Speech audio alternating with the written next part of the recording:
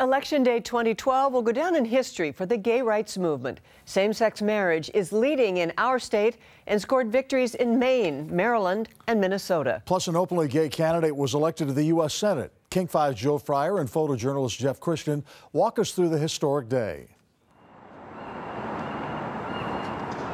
Still ahead on Seattle's Morning News, it is Election Day 2012. An election day always begins with questions. Washington voters give an okay to gay marriage. Usually ends with answers. Democrat Senator Ed Murray. Sometimes. We're hoping. Holds the potential. Washington's hopefully going to make history. For new beginnings. Excited. I'm ready to make history.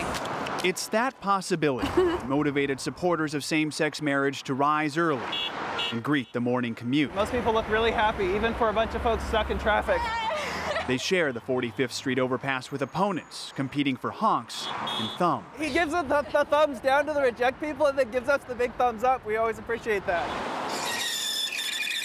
At Kaladi Brothers Coffee Shop on Capitol Hill, there's a blend of hope and anxiety. It's really scary and exciting. Heading into the day, they realize no state has ever voted for gay marriage, while 32 have rejected it. Oh my goodness, I'm freaking out. This is the last day, you guys. We have 12 hours remaining. Knowing it'll be close, I hope you are swollen with pride. gay rights volunteers gather in the coffee shop's back room, then hit the streets one last time. So we're on 15. We just need to see if the numbers are getting higher.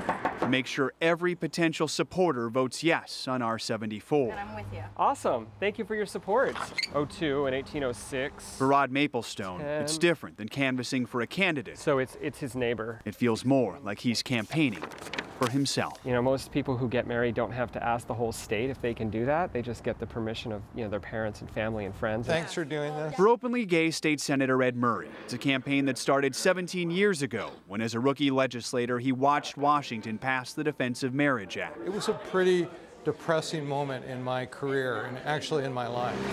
But gradually, he saw opinions change. I've watched people who voted for the Defense of Marriage Act this year change their minds and vote for marriage equality.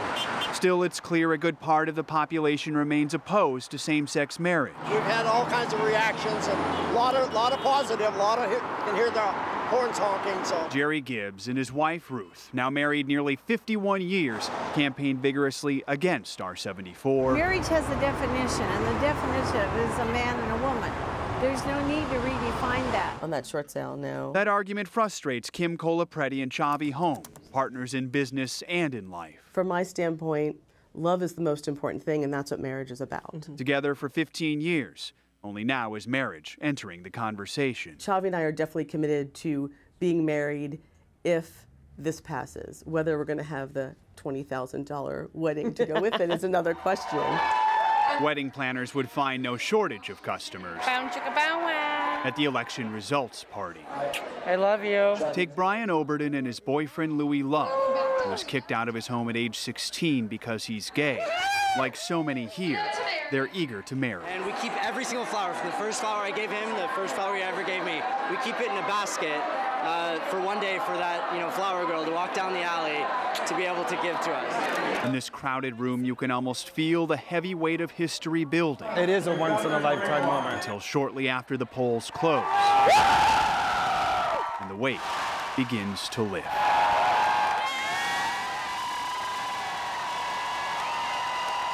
With a slight lead, they can't declare victory quite yet. You have made a difference.